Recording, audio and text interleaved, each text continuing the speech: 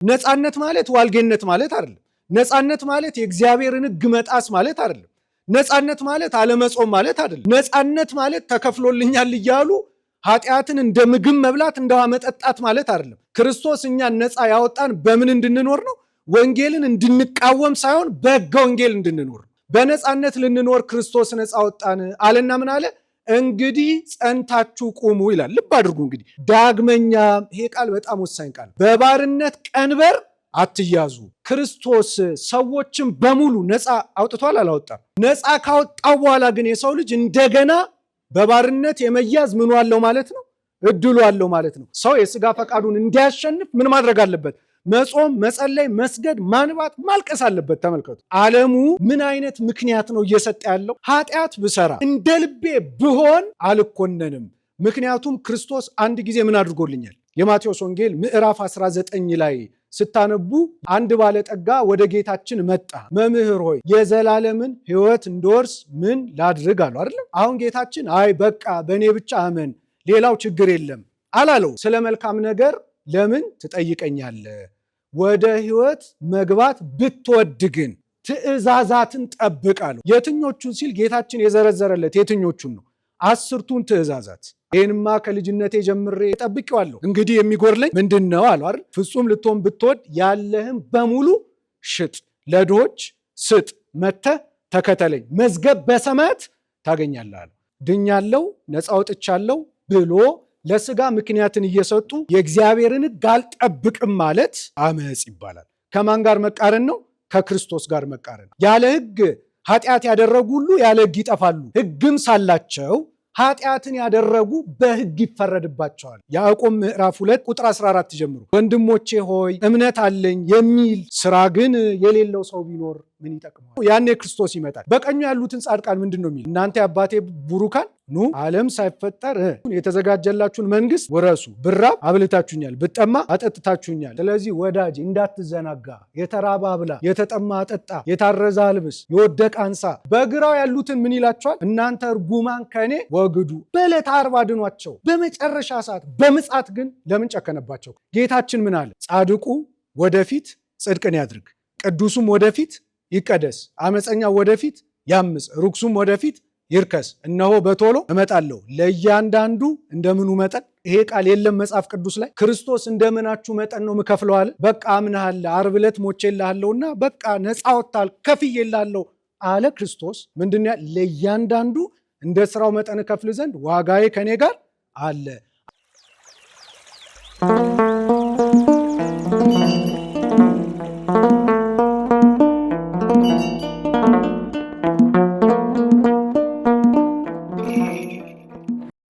በስመ አብ ወወልድ ወመንፈስ ቅዱስ አሐዱ አምላክ አሜን። ክርስቶስ ተንሥአ እሙታን አሰሮ ለሰይጣን ሰላም ኮነ። ክቡር አባታችን ቀሲስ ከተማው ገበየው፣ ክቡራን ምዕመናን ሁላችሁም በልዑል እግዚአብሔር ስም በቤተ ክርስቲያን ስም እንደምን ዋላችሁ? እንደምን ዋላችሁ? አሜን። በቸርነት በምሕረት የሚሰበስበን ቅዱስ የሆነ ቃሉን የሚያስተምረን የአባቶቻችን የቅዱሳን አምላካችን ጌታችን መድኃኒታችን ኢየሱስ ክርስቶስ ከባሕርይ አባቱ ከአብ ከባሕርይ ሕይወቱ ከመንፈስ ቅዱስ ጋር ስሙ የተመሰገነ ይሁን።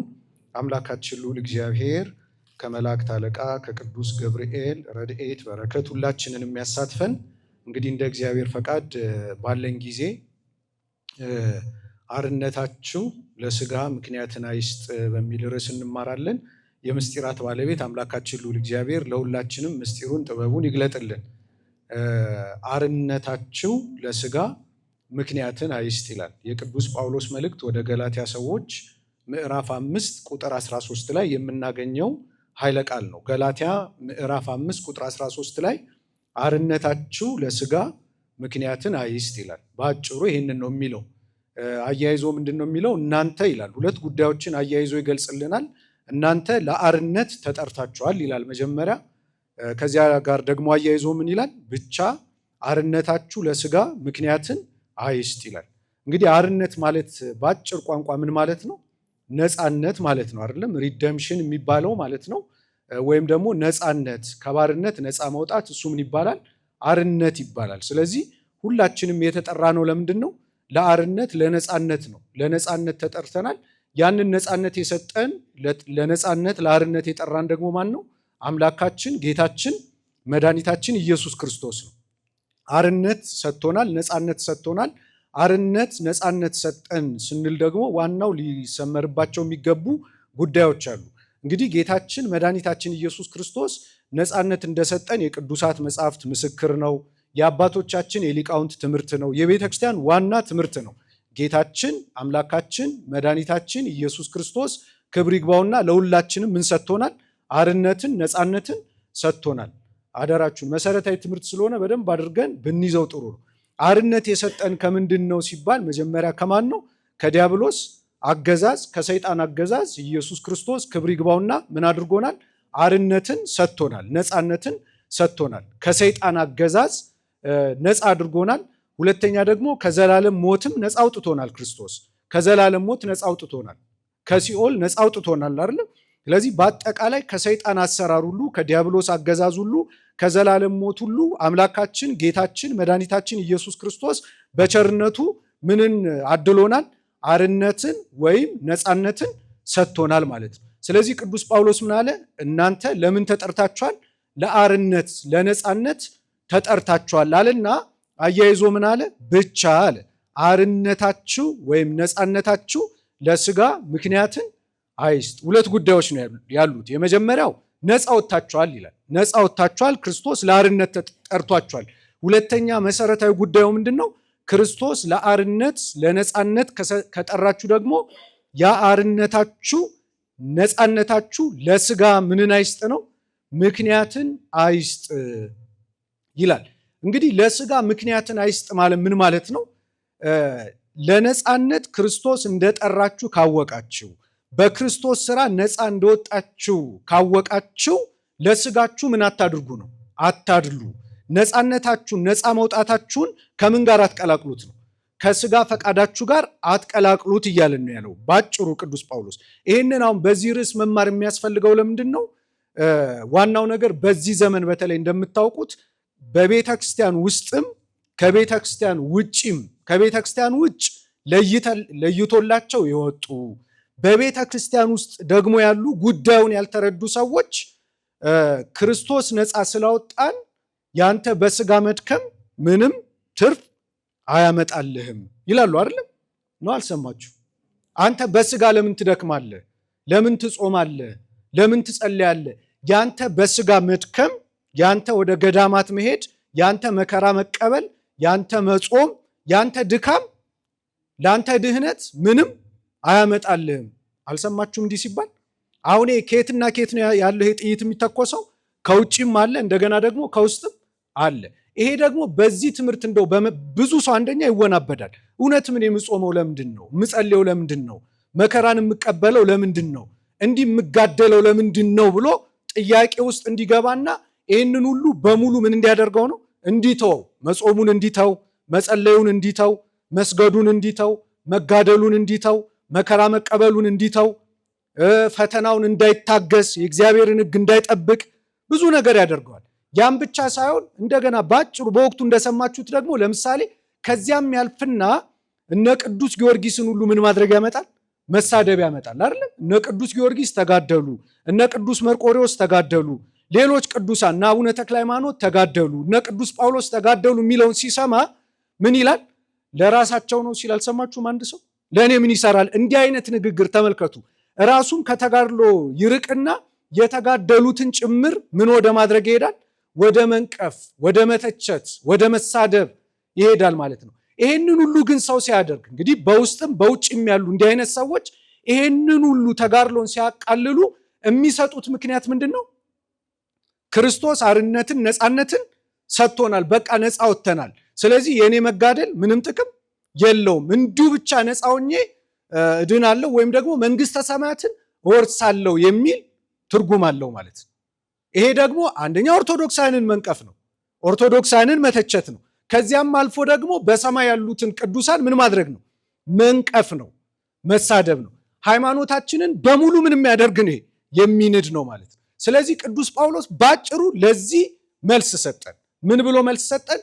እናንተ ለአርነት ተጠርታችኋል፣ ነፃ ወጥታችኋል። ነገር ግን ነፃነታችሁ ለስጋ ምን አይስጥ? ምክንያትን አይስጥ።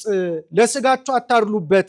ይሄ አቢዩዝ የሚባል ነገር አለ አይደል? አንድን ነገር አላግባብ ስንጠቀምበት ማለት ጉዳዩን በተሳሳተ መረዳት በተሳሳተ ትርጉም ተረድተንና ተርጉመን ወደ ሌላ መንገድ ስንወስደው አቢዩዝ አደረግነው ይባላል። አሁን የክርስቶስ የማዳን ስራ በእውነት ዛሬ አቢዩዝ እየተደረገ ነው። እንዴት ነው አቢዩዝ እየተደረገ ያለው? ክርስቶስ ነፃ አውጥቶኛል፣ ክርስቶስ አድኖኛል ይልና አንዳንድ ሰው ለራሱ ለስጋው ምን ይሰጣል? ምክንያት ይሰጣል። ስለዚህ ኃጢአት ብሰራም ችግር የለውም፣ ምክንያቱም ምን ሆኖልኛል? በቃ ተከፍሎልኛል። እኔ ብጾም ብጸልይ ምንም ጥቅም የለውም፣ ከመዳኔ ጋር የሚያገናኘው ምንም ጉዳይ የለም። ኃጢአት ብሰራም ምንም ችግር የለውም። እንዲህ አይነቱ አስተምሮ ደግሞ እንኳን ለነፍስ ቀርቶ ለምን አይጠቅምም? ለስጋም አይጠቅምም። እንኳን በመንግስተ ሰማያት ሊያኖረን ቀርቶ በምድር ላይ እንኳን ተገነዛዝበን እንድንኖር አያደርገን። ስለዚህ ቅዱስ ጳውሎስ የተናገረውን ቃል ማስተዋል ያስፈልጋል። አሁን ኦርቶዶክሳውያን ነፃ እንደወጣን እኮ እናውቃለን አይደለም? እንደው ቅዱስ ጳውሎስ ምን ይላል? እዚሁ በተለይ የገላትያ መልእክትን ስናነብ ሙሉ ለሙሉ ስለ ነፃነት ነው የሚናገረው። እዚሁ ገላትያ መልእክት ምዕራፍ 5 ልክ ቁጥር 1 ላይ ደግሞ ስትጀምሩ ምን ይላል? በነፃነት ልንኖር ክርስቶስ ነፃ አወጣን ይላል። ተመልከቱ፣ በነፃነት ልንኖር ክርስቶስ ነፃ። አሁን ዘመኑ ዘመነ ትንሣኤ አይደለም? እንግዲህ በትንሣኤው ክርስቶስ ነፃ ሰጥቶናል። ስለዚህ ምን አለ ሐዋርያው? በነፃነት ልንኖር ክርስቶስ ነፃ አወጣን ይላል። ስለዚህ ነፃ ወጥተናል ማለት ነው። አርነት ተሰጥቶናል ማለት ነው አይደለም እንዴ? በነፃነት ልንኖር ክርስቶስ ነፃ አወጣን። ሲጀምር ነፃነት የተባለችው ሕገ ወንጌል ናት። በነፃነት ልንኖር ክርስቶስ ነፃ አወጣን የሚለውን ስንረዳ ተመልከቷል። ነፃነትና ዋልጌነት ሊቀላቀልብን አይገባም። ነፃነትና እግዚአብሔርን መዳፈር ሊቀላቀልብን አይገባም። ነፃነት ማለት ዋልጌነት ማለት አይደለም። ነፃነት ማለት የእግዚአብሔርን ሕግ መጣስ ማለት አይደለም። ነፃነት ማለት አለመጾም ማለት አይደለም። ነፃነት ማለት አለመጸለይ ማለት አይደለም። ነፃነት ማለት የስጋ ፈቃድን እንደ ልብ መፈጸም ማለት አይደለም። ነፃነት ማለት ተከፍሎልኛል እያሉ ኃጢአትን እንደ ምግብ መብላት እንደ ውሃ መጠጣት ማለት አይደለም። ነፃነት ማለት የተጋደሉትን ቅዱሳንን መንቀፍ መሳደብ ማለት አይደለም። ነፃነት ማለት በነፃነት ልንኖር ክርስቶስ ነፃ ወጣን ሲል በነፃነት በሕገ ወንጌል ልንኖር ክርስቶስ ነፃ ወጣን። ክርስቶስ እኛን ነፃ ያወጣን በምን እንድንኖር ነው? ወንጌልን እንድንቃወም ሳይሆን በሕገ ወንጌል እንድንኖር። በነፃነት መኖር ማለት መጾም እኮ ነው። በነፃነት መኖር ማለት መጸለይ ማለት ነው። በነፃነት መኖር ማለት እግዚአብሔርን እየጠበቁ መኖር ማለት ነው። በነፃነት ልንኖር ክርስቶስ ነፃ ወጣን አለና ምን አለ? እንግዲህ ጸንታችሁ ቁሙ ይላል። ልብ አድርጉ። እንግዲህ ጸንታችሁ ቁሙ። በምንድን ነው ጸንተን የምንቆመው? በተሰጠን ነፃነት አይደለም? በሕገ ወንጌል ጸንተን መቆም አለብን። ጸንታችሁ ቁሙ አለና እያይዞ ምን አለ? ዳግመኛም፣ ይሄ ቃል በጣም ወሳኝ ቃል ነው። ዳግመኛም በባርነት ቀንበር አትያዙ። ስለዚህ ልብ አድርጉ። ዳግመኛ በምን አትያዙ? በባርነት ቀንበር አትያዙ። አሁን ይሄ ማለት ምን ማለት ነው? አሁንም ሁለት ጉዳዮችን ነው ቅዱስ ጳውሎስ የሚያነሳልን። የመጀመሪያው ነፃ ወጥታችኋል ነው። ነፃ ከወጣችሁ በኋላ በነፃነታችሁ ደግሞ ምን አድርጉ ነው? ጸንታችሁ ቁሙ ነው። ቀጥሎ ምንድን ነው ያለው? እንደገና በባርነት ቀንበር እንዳትያዙ። ስለዚህ ሰው ክርስቶስ ሰዎችን በሙሉ ነፃ አውጥቷል አላወጣም? አውጥቷል አላወጣም? ነፃ ካወጣው በኋላ ግን የሰው ልጅ እንደገና በባርነት የመያዝ ምኑ አለው ማለት ነው? እድሉ አለው ማለት ነው። ባርነት ማለት ደግሞ ምን ማለት ነው? ባርነት ማለት ተመልከቱ፣ የመጀመሪያው ባርነት ማለት እንደገና በዲያብሎስ አሰራር ውስጥ መግባት ማለት ነው። ባርነት ማለት በኃጢአት መያዝ ማለት። ቅዱስ ጴጥሮስ ይህን በተመለከተ ግልጽ በሆነ ቃል እንዲህ ይለናል። ሁለተኛ ጴጥሮስ ምዕራፍ 2 ቁጥር 19 ላይ፣ ይሄ ዶግማ ነው፣ የሥነ ምግባር ትምህርት እንዳይመስላችሁ። እንዲህ ይላል ሁለተኛ ጴጥሮስ ምዕራፍ 2 ቁጥር 19 ላይ እንዲህ ብሎ ይናገራል። ተመልከቱ፣ እንዲህ ያስተምረናል። ራሳቸው የጥፋት ባሪያዎች ሆነው። የምን ባሪያዎች ሆነው? ይሄ ቃል የተነገረው መቼ ነው? በአዲስ ኪዳን። ስለዚህ በአዲስ ኪዳን የምን ባሪያዎች የሆኑ አሉ ማለት ነው? የጥፋት። ማን ነፃ ካወጣቸው በኋላ? ክርስቶስ ነፃ ካወጣቸው በኋላ፣ ኢየሱስ ክርስቶስ ነፃ ካወጣን በኋላ እንደገና የጥፋት ባሪያ ከመሆን እግዚአብሔር ይሰውረን።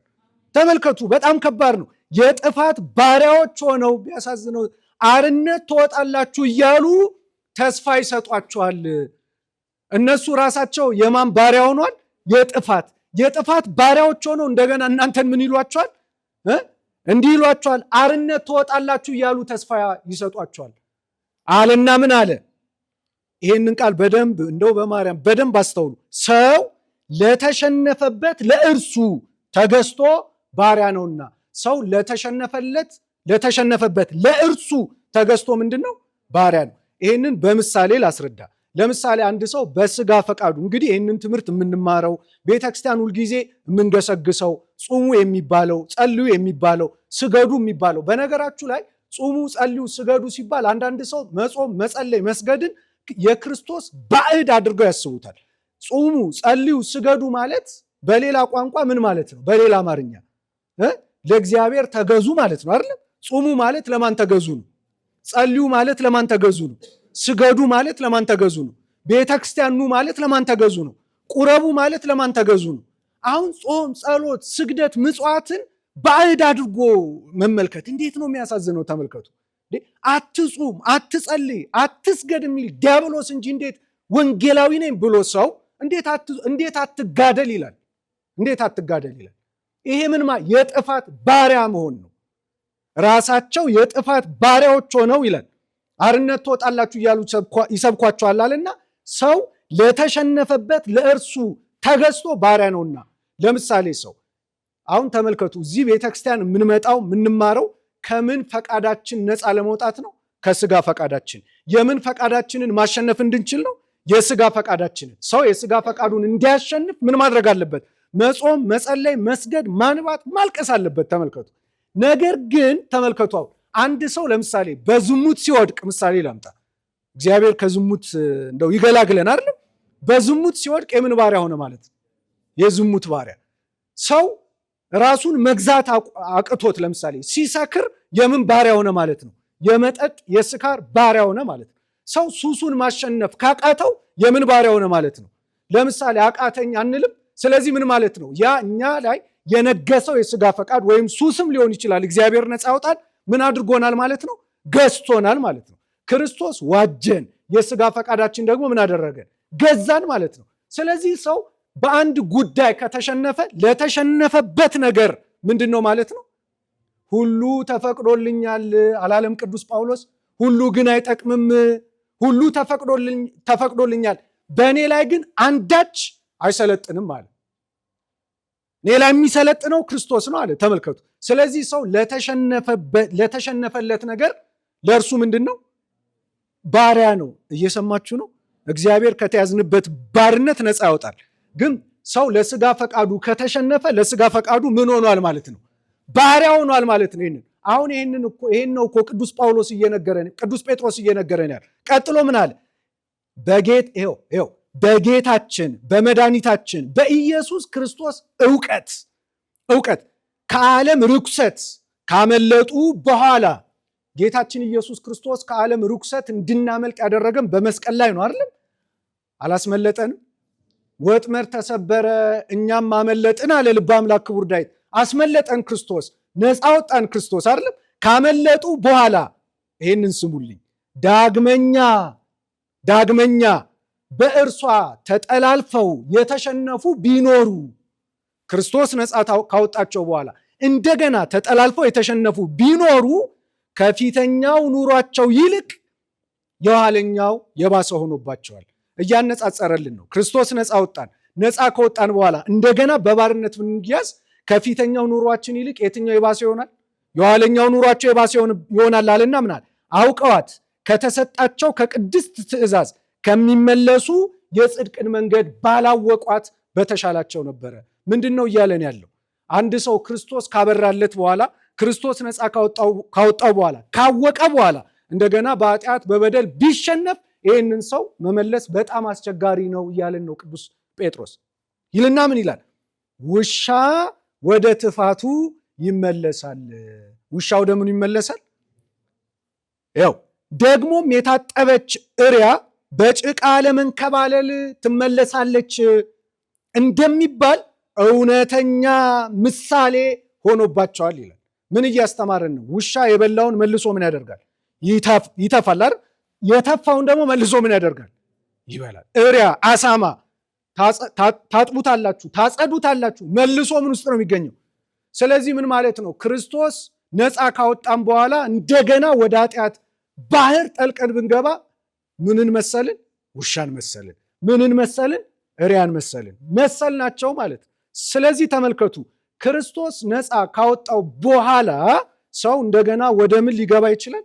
ወደ ባርነት ሊገባ ይችላል። ስለዚህ ምን ማለት ነው? ክርስቶስ ከፍሎልኛል፣ ክርስቶስ አንድ ጊዜ አድኖኛል፣ ስለዚህ እንደ ልቤ ልሁን። ይሄ እኮ በጣም አደገኛ እኮ አስተሳሰብ ነው። ዓለም እንዲስተካከል ከተፈለገ ይኸውላችሁ ይሄ አስተምህሮ መስተካከል አለበት። ዓለም እንዲስተካከል የሁሉ አመፅ እንዲቀር እንግዲህ ሰዎች እንግዲህ አደባባይ እየወጣ ነው አይደለም? ክርስቶስ ራሱ ድሃ ሆኖ ነው የተገለጠው። ዛሬ ግን ድሃ ጉንዳን እየተባለ ነው አይደል? ክርስቶስ እንዳላዳ ነው።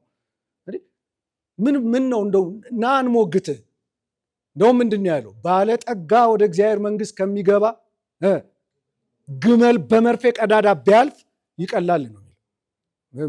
ግፈኛ ባለጠጋ ማለት ነው።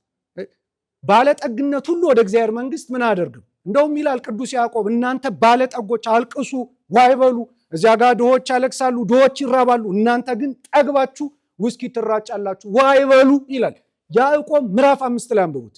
ወንጌል ከተመዘዘማ ይመዘዝ።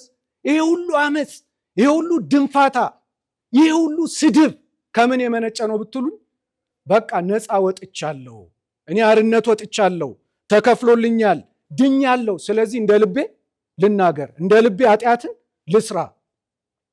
ይሄ በጣም አደገኛ ነው። እንዲህ አይነቱ አስተምሮ መስተካከል አለበት። ስለዚህ ቅዱስ ጳውሎስ በረከቱ ይደርብንና ምን ብሎ አስተማረን? እናንተ ለምን ተጠርታችኋል? ለአርነት ተጠርታችኋል። ብቻ አርነታችሁ ለስጋ ምንን አይስጥ? አሁን የውላችሁ እኛ ምክንያት እየሰጠን ነው። ምንድን ነው የምንሰጠው ምክንያት? በደንብ የትምህርቱን አስኳል ያዙልኝ።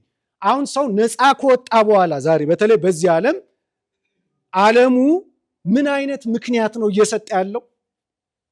ክርስቶስ ከፍሎልኛል፣ ክርስቶስ ስለከፈለልኝ የስጋ ፈቃዴን እንደ ልቤ ምን ላድርግ? ልፈጽም፣ ሰው ላይ ግፍ ልስራ። ምክንያቱም ሰው ላይ ግፍ ብሰራ፣ በቃ ትርጉሙ እኮ ነው። ኃጢአት ብሰራ እንደ ልቤ ብሆን አልኮነንም። ምክንያቱም ክርስቶስ አንድ ጊዜ ምን አድርጎልኛል? ለምን ምክንያት መስጠት ነው? አሁን በክርስቶስ ስም በማዳኑ ስም በጌታችን በአምላካችን በመድኃኒታችን በኢየሱስ ክርስቶስ የማዳን ስራ ስም ለስጋ ምንን መስጠት ነው? ምክንያትን መስጠት። የመጀመሪያው ለምሳሌ ምንድን ነው እየተባልን ያለ ነው? ሕገ እግዚአብሔርን ጠበክም አልጠበክም ከጽድቅ ጋር የሚያገናኘው ምንም ነገር የለም ነው። ግን እንደሱ ነው ወንጌል የሚያስተምረው? ለምንድን ነው ድነናል ብለን ለስጋ ምክንያትን የምንሰጠው? ለምሳሌ አንድ ሰው አታመንዝር የሚለውን ሕግ ድኛለሁ እያለ የሚተላለፍ ከሆነ ለስጋው ምክንያትን ሰጠ ማለት ነው። ለምሳሌ እናንሳ የማቴዎስ ወንጌል ምዕራፍ 19 ላይ ስታነቡ የማቴዎስ ወንጌል ምዕራፍ 19 ላይ አንድ ባለጠጋ ወደ ጌታችን መጣ። የምታውቁት ነው። በአዲስ ኪዳን ልብ አድርጉ። አሁን አንዳንድ ይኸውላችሁ የቅዱሳት መጽሐፍትን አውድ መረዳት ያስፈልጋል። እማንጸድቅበት ያለፈ ሕግ አለ አይደለም እንዴ? እንደገና ደግሞ የምንጸድቅበት እንድንጠብቀው የተነገረን ሕግ አለ። እንዲህ ይላል ማቴዎስ ምዕራፍ 19 አንብቡት። አንድ ሰው መጣ፣ ባለጠጋ ነው። ከዚያ ጌታችን ጋር መጣና ምን አለው? መምህር ሆይ በደንብ ስሙ፣ የዘላለምን ሕይወት እንድወርስ ምን ላድርግ አለው። አይደለም አሁን የእኛም ጥያቄ አይደለም? የሁል ጊዜ ጥያቄያችን እኮ ነው። የዘላለምን ሕይወት እንድወርስ ምን ላድርግ አለው። አሁን ጌታችን አይ በቃ በእኔ ብቻ አመን፣ ሌላው ችግር የለም አላለው። ምንድን ነው ያለው? ስለ መልካም ነገር ለምን ትጠይቀኛለህ? ወደ ሕይወት መግባት ብትወድ ግን ምንን ጠብቅ? ትእዛዛትን ጠብቅ አለው። ምንን ጠብቅ?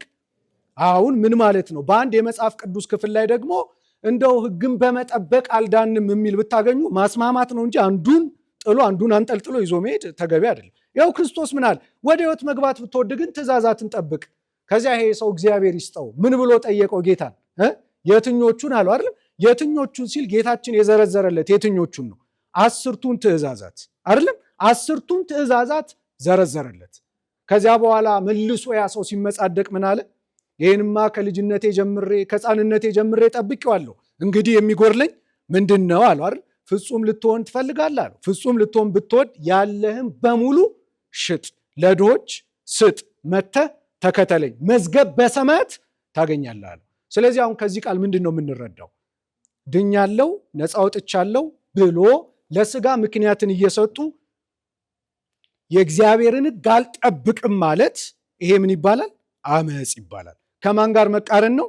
ከክርስቶስ ጋር መቃረን። አሁን እኮ የውላችሁ እኔ አንዳንድ ጊዜ አሁን በጥላቻም አይደለም የሚነገረው፣ ማንም ሰው ይጥፋ ተብሎም አይደለም የሚነገረው። እነርሱ እንዳሉት ቢሆንና እኮ እኛም እንደ ልባችን ብንሆን ጥሩ ነበር አይደል ነው ስታስቡት፣ እንደ ስጋ ፈቃዳችን ብንኖር። ግን ክርስቶስ አላለውም። እሱ ምንድን ያለው? ትእዛዛትን ጠብቅ። በቃ ወደ ዘላለም ሕይወት መግባት ብትፈልግ ትእዛዝ። እሺ ይህንን ቃል አሁን እንደው እንሻረው፣ ይህንን ቃል እንደው እናስተባብለው አይደለም ብለን ክርስቶስ ካስተማረው በኋላ። ስለዚህ ተመልከቱ፣ ወደ ዘላለም ሕይወት ለመግባት ምን ያስፈልጋል እያለ ነው ክርስቶስ? ምንን መጠበቅ? ዛሬ ደግሞ ምን እየተባልን ነው? ትእዛዛትን ብትጠብቅም ባትጠብቅም ከክርስቶስ የማዳን ስራ ጋር ምንም የሚያገናኘው፣ ስለዚህ ተወው እየተባልን ነው። በአደባባይ ውስጥም ያለ ይጮሃል እንደሱ፣ ውጭም ያለው እንደዚህ ይጮሃል። ይሄ ትክክል አይደለም ደግሞ ተብሎ ሲጮህ አንዳንዱ ሌላ ትርጉም ይሰጣል። ግን ስለ አንተ በነፍስ እንዳጠፋ ነው የሚጮኸው። ትክክል አይደለም። እየጎረስክ ያለው እየተተፋብህ ያለው መርዝ ትክክል አይደለም። የእግዚአብሔር ሕግ ላይ በማመፅ ትእዛዙ ላይ በማመፅ አትድንም፣ አትጠቀምም እየተባልክ ያለው። የሚጮኸው ስላንተ ነው፣ ሊገባ ይገባል እንጂ በጥላቻ አይደለም። ማንም በጥላቻ የሰከረ የለም። ይህንን ማወቅ ያስፈልጋል። እንደው እንዲህ ይላል ቅዱስ ጳውሎስ በሮሜ መልእክቱ ምዕራፍ 2 ላይ። በእውነት የሚገርም እኮ ነው። ሮሜ ምዕራፍ 2 ላይ በደንብ አድርጎ እንዲህ ሲል ይገልጻል። ሮሜ ምዕራፍ 2 ከቁጥር 13 ጀምሮ ታላቁ ሐዋርያ ቅዱስ ጴጥሮስ ቅዱስ ጳውሎስ እንዲህ እያለ ያስተምራል። ሮሜ ምዕራፍ 2 ቁጥር 12 ላይ ይህንንም በደንብ ስሙ። መሰረታዊ የቤተ ክርስቲያን ትምህርት ነው።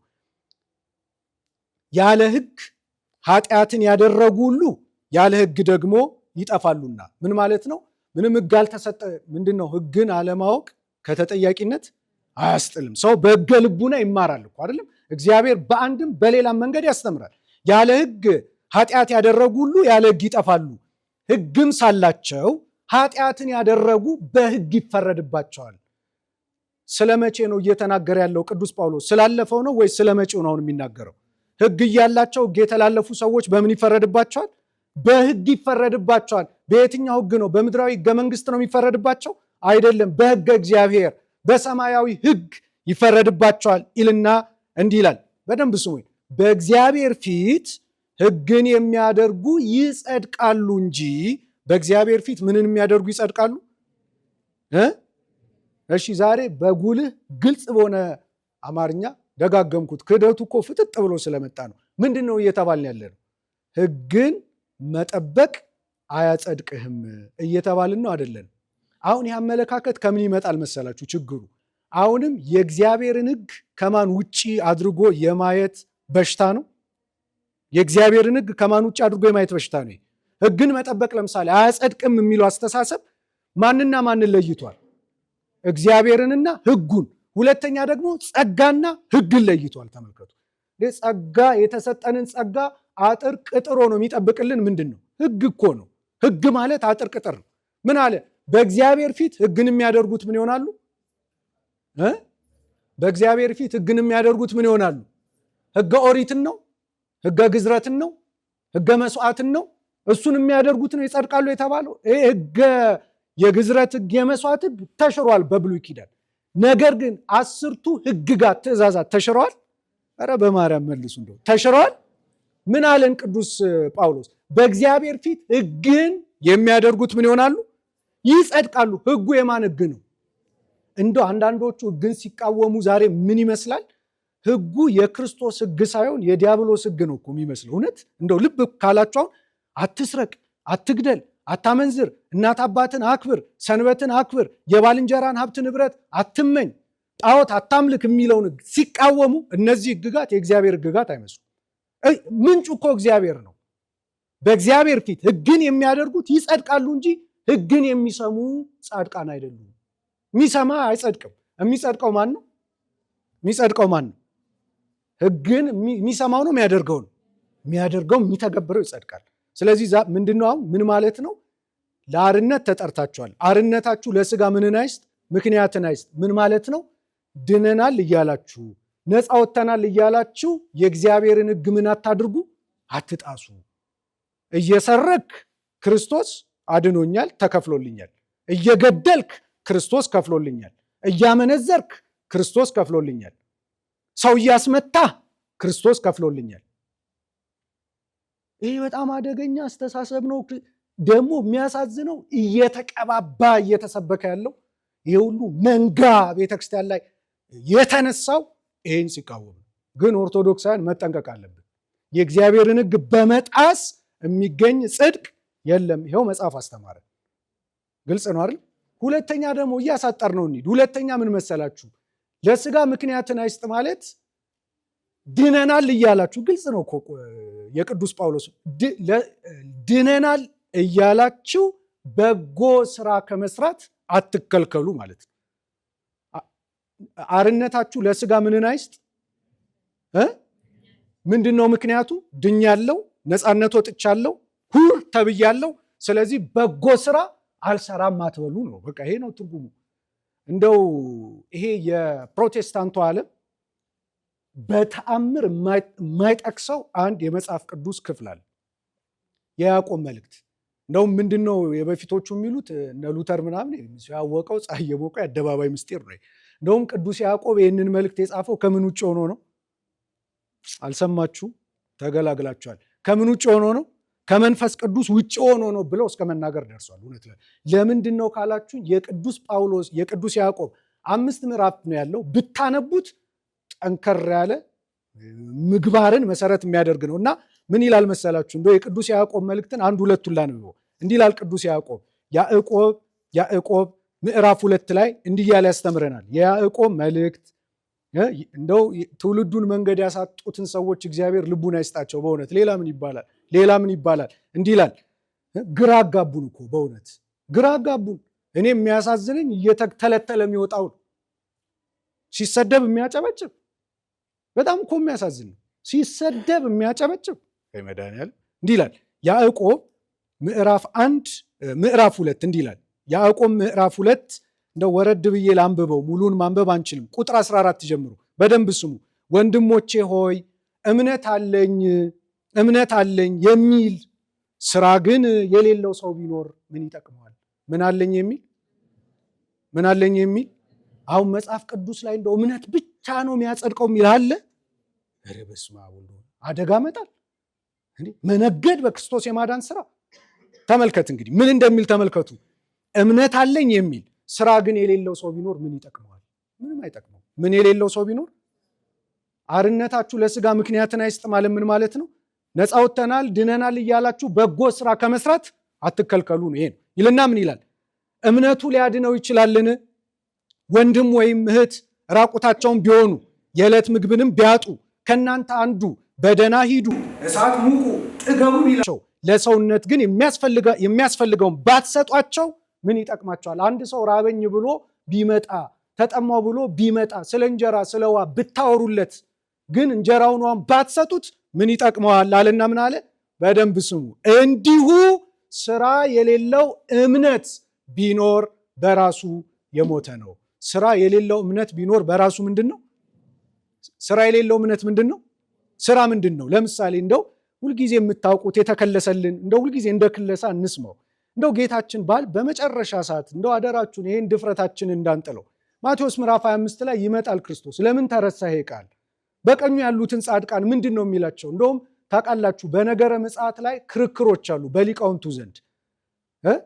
ለምሳሌ ክርስቶስ ሲመጣ የሚሉ አሉ አንዳንድ ሊቃውንት። ክርስቶስ ሲመጣ የሚፈርደው በካዱት ላይ አይደለም። የካዱት አስቀድሞ ምን ሆኖባቸዋል? ተፈርዶባቸዋል።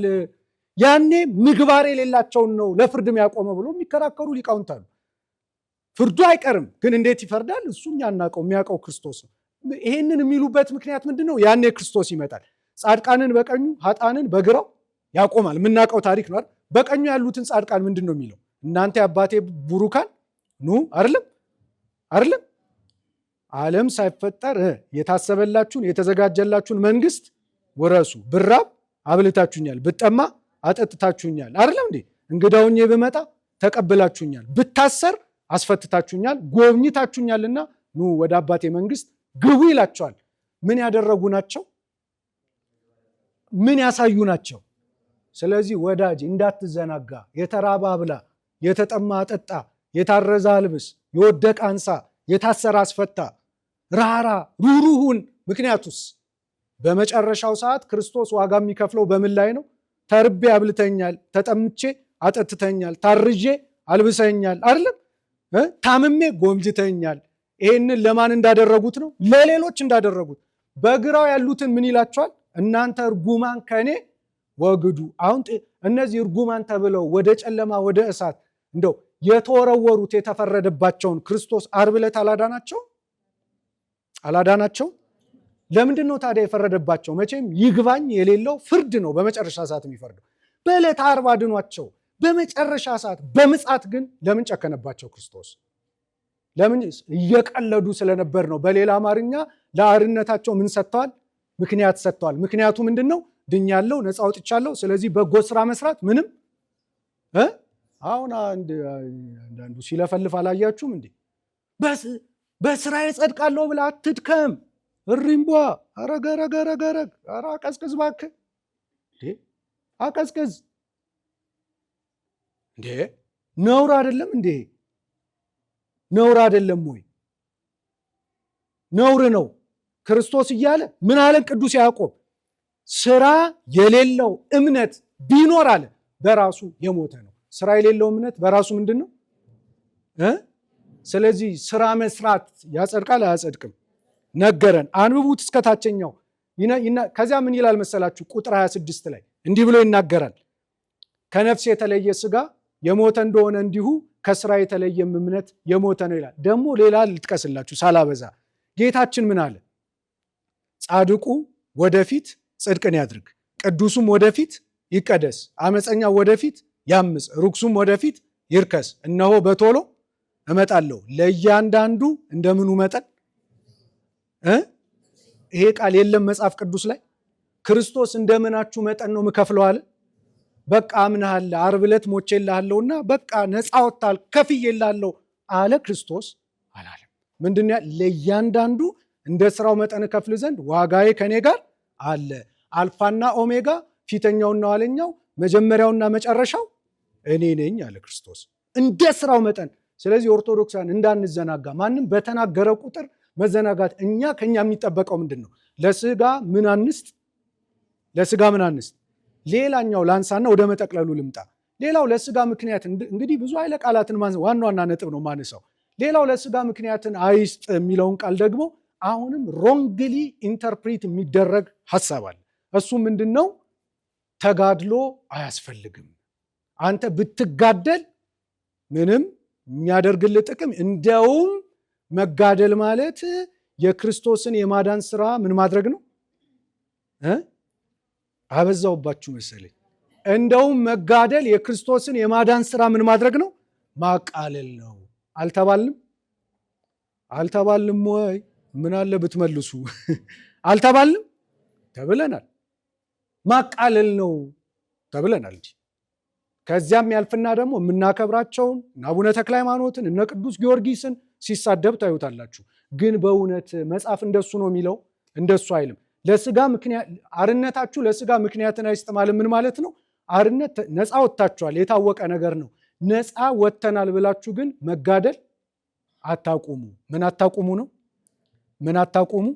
አሁን በእያንዳንዳችን ላይ እንደየአቅማችን አንዳንዴ ይውላችሁ፣ እኛ በዚህ ዘመን ከኔም ጭምር ክርስትናን ስላልተረዳን ቤተክርስቲያን እየቀረብን ስንመጣ ፈተናውም ይመጣል አይደል?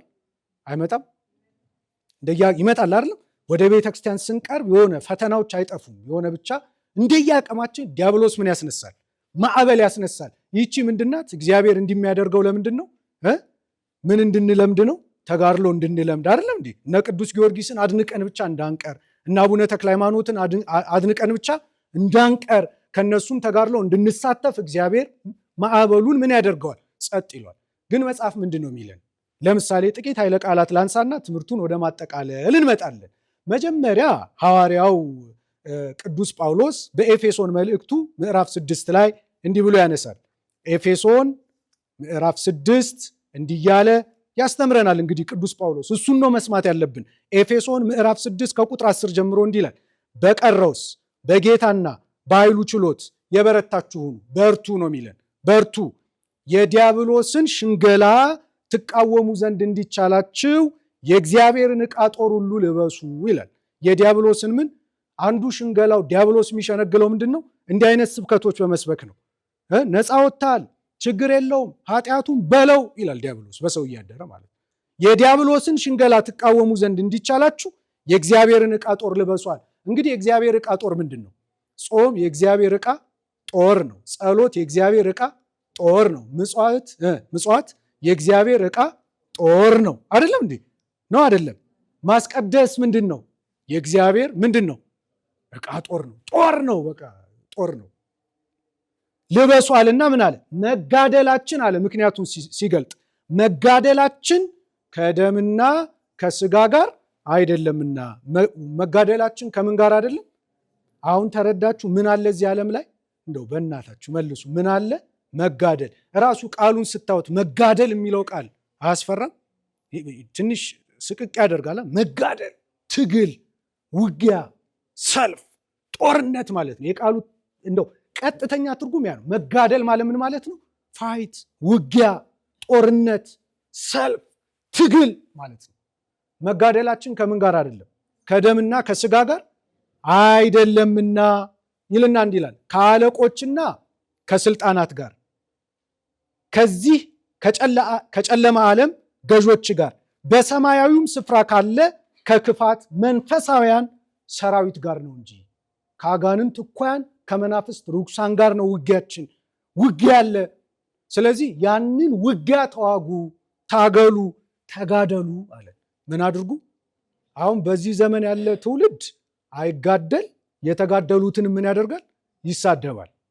ያም ብቻ አይደለም፣ በቤተ ክርስቲያን አውድ ላይ ቆሞ ሳይቀር አትጋደሉ፣ እንደው በከንቱ ደክመን እንጸድቃለን አትበሉ ይላል። ዲያብሎስ እንዴት እንደሚሰብከን ተመልከቱ።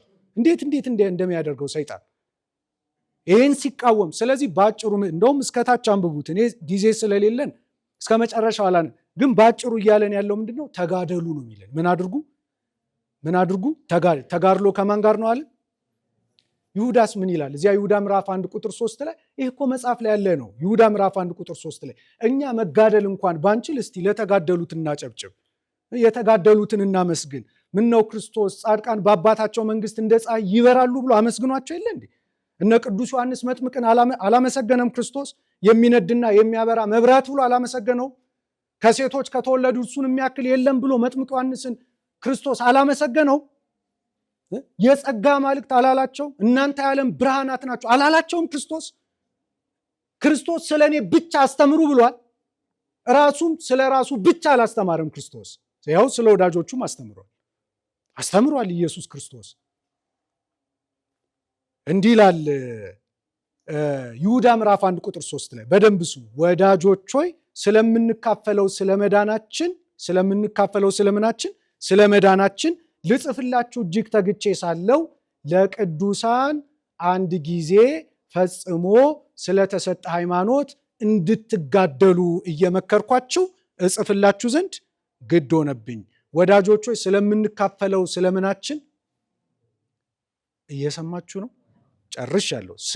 ስለምንካፈለው ስለምናችን ስለመዳናችን ልጽፍላችሁ እጅግ ተግቼ ሳለው ለቅዱሳን ስንት ጊዜ ፈጽሞ ስለተሰጠ ሃይማኖት ምን ሁኑ ነው የሚለን? ተጋደሉ። ምን አድርጉ ነው የሚለን? ምን አድርጉ? ዛሬስ ምን እየተባልን ነው? አትጋደሉ። ዛሬስ ምን እየተባልን ነው? በጣም ቀለል አድርጌ ነው ያቀረብኩት። ዛሬስ ምን አታድርጉ ነው? እንደው በቅርብ አልሰማችሁ? በተጋድሎ ሄድናለሁ አትበል ይላል። በስራ ሄድናለሁ አትበል እና በምን ሄድናለሁ ልበል? አንተነ የክርስቶስ ማዳንና በጎ ስራ የተምታታብህ፣ አንተነ የክርስቶስ ማዳንና ተጋድሎ የተምታታብህ። እና ቅዱስ ይሁዳ ተሳስቷል። እና ቅዱስ ጳውሎስ ተጋደሉ፣ መጋደላችን ከደምና ከስጋ ጋር አይደለም ያለው ተሳስቷል። ከየት አመጣኸው ይህን ትምህርት? ከየት አመጣኸው? ይሄ ነው ጥያቄያችን። ሌላ መጽሐፍ ካለ ንገርን። ገድል ስለማይገባ ገድለ ገሌ ሲባል ጭንቅላትን ያዞራል። አትጋደል፣ የተጋደሉትንም አታመሰግን፣ ጭራሽ ትሳደባል። ከዚህ የበለጠ ደግሞ ውርደት በእውነት የለም። እግዚአብሔር ከዚህ ጥፋት ያድነን። ይህንን አንድ ቃል ልመልከት ላጠቃል። ፊልጵስዩስ ምዕራፍ 1 ቁጥር 27 ፊልጵስዩስ ምዕራፍ 1 ቁጥር 27 ይሁን እንጂ ይላል ቅዱስ ጳውሎስ መጥቼ ባያችሁ። አሁን ድካማቸውን ተመልከቱ። ይህ ሁልጊዜ ነው የምናገረው። ደልቶት ያለፈ ሐዋርያ የለም። ደልቶት ያለፈ ይሄን ብዙ ጊዜ ለመሰላችሁ ስላላስተዋል ነው። በእውነት ከ12ቱ ሐዋርያት መካከል እኮ ታውቃላችሁ አንዱ ወንጌላዊ ቅዱስ ዮሐንስ እግዚአብሔር ወሰደው አይደለም? እግዚአብሔር ወሰደው አይደለም? ሞት አላገኘውም። ከዚያ በኋላ ይሁዳ ወጣና ማን ተተካ? ማትያስ ተተካ፣ ቅዱስ ማትያስ። ከዛ ይሄ ታላቅ ሐዋርያ ማትያስ የቤተ ክርስቲያን ታሪክ እንደሚነግረን ካረጀ በኋላ ብዙ ተጋድሎ ፈጽሞ አስተምሮ መክሮ ገስጾ የእግዚአብሔርን የሰጠውን ድርሻ ተወጥቶ በክብር አረፈ። ከተጋድሎ በኋላ ስንት ቀሩ? አሁን ሁለት ቀሩ። ሁለቱ ምን ሆኑ? አንዱ ተሰወረ፣ አንዱ በተጋድሎ አለፈ አይደለም? ስንት ቀሩ? የአስሩን ታሪክ ብታጠኑ 10ሩም ያለፉት በሰማዕትነት። 10ሩም ለምን ዲያብሎስ አስፈጃቸው ታዲያ?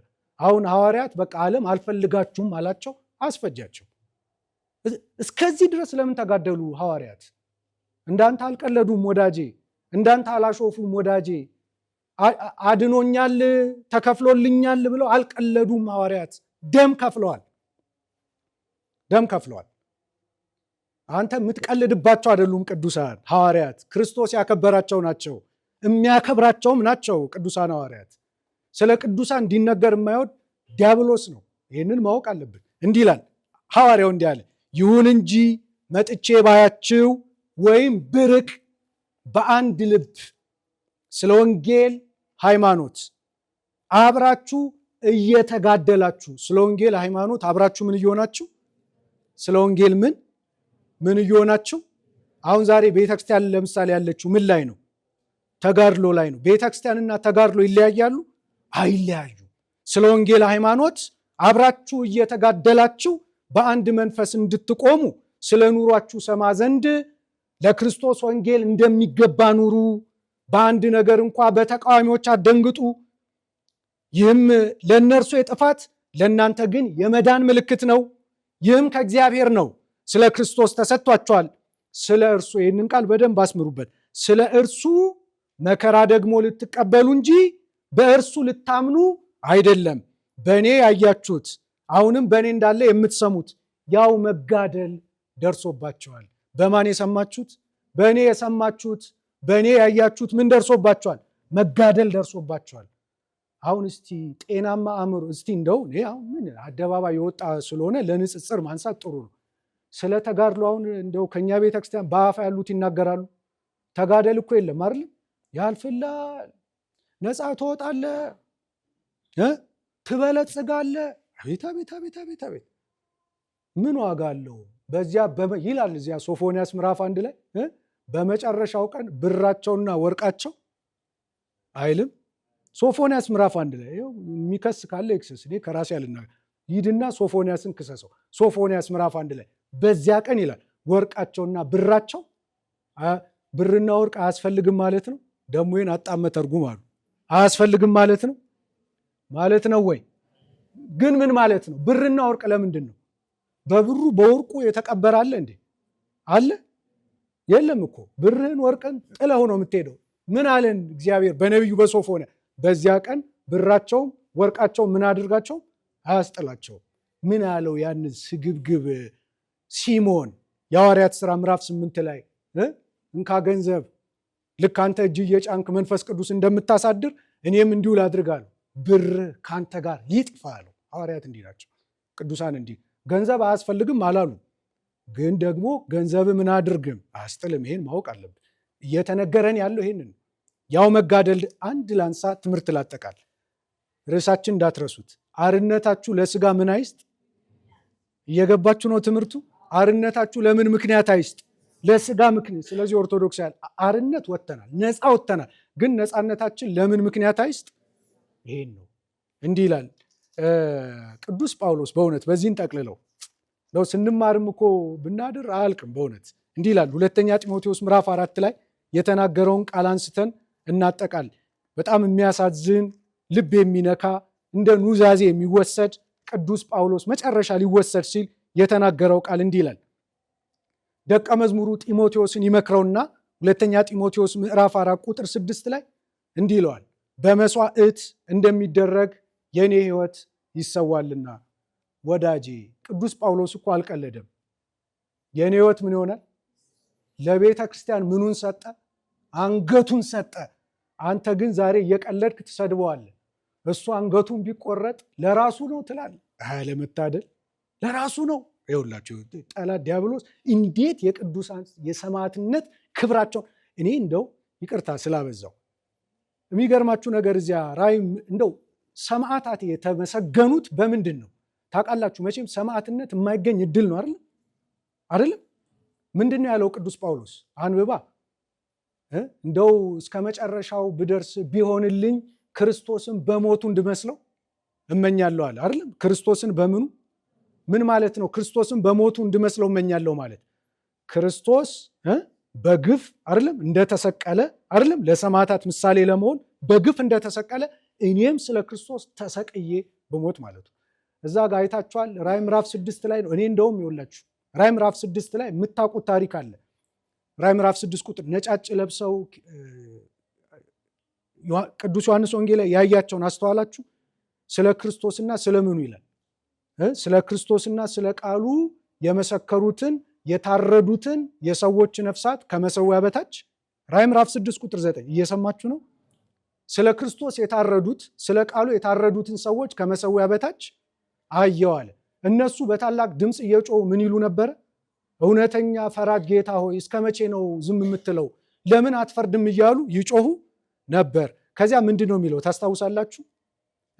ነጭ ልብስ ተሰጣቸው ይላል። ነጭ ልብስ ምን አደረጉ? ለበሱ። ከዚያ በኋላ ክርስቶስ ምን አላቸው ይላል? እንደናንተ ያሉ የእናንተ ባልንጀሮች አሉ ምን የሚቀበሉ ሰማዕትነት የሚቀበሉ። እኔ እፈርዳለሁ።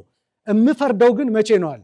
ልክ እንደናንተ ያሉ የእናንተ ባልንጀራዎች ሰማዕታት ቁጥራቸው ምን ሲሆን ነው? ሲፈጸም ነው። ምን ማለት ነው? ምን ማለት ነው? ይሄ ምጽአት ራሱ የሚባለው በዚህ መሰረት ምንድን ነው? በዚህ ምድር ላይ ደግ ሰው ምን ሲሆን ነው? ሲጠቃለል ነው። ምን አለ? የወንድሞቻችሁ የባልንጀራዎቻችሁ ቁጥር እስኪፈጸም ነው። ከዚያ በኋላ እፈርዳለሁ አለ። ትንሽ ከፍ ብላችሁ ራዕይ ምዕራፍ 18 ቁጥር ላይ ስታነቡ ምን ይላል? በሰማይ ያላችሁ ሰማዕታት፣ ነቢያት፣ ቅዱሳን ሐዋርያት ሆይ ደስ ይበላችሁ እግዚአብሔር ፈርዶላችኋልና ይላል። አሁን ምንድን ነው ያላቸው ክርስቶስ? ነጭ ልብስ እንዲለብሱ አደረጋቸው አይደለም? ነጩ ምንድን ነው? ንጽሕና፣ ቅድስና። ልብሱ ምንድን ነው?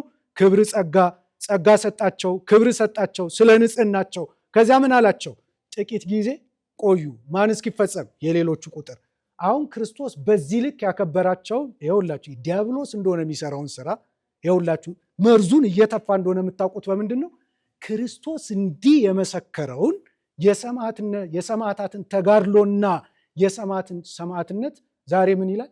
የተጋደለው ለራሱ ነው፣ ሰማዕትነት የተቀበለው ለራሱ ነው ሲል አልሰማችሁም ወይ? አረ እግዚአብሔር አያሰማችሁ። ካልሰማችሁ አያሰማችሁ። በእውነት እንዲህ አይነቱን ነገር መስማት ምን ይሰራል?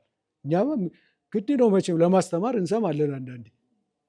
ክርስቶስን አሁን ወደዚህ ልምጣ።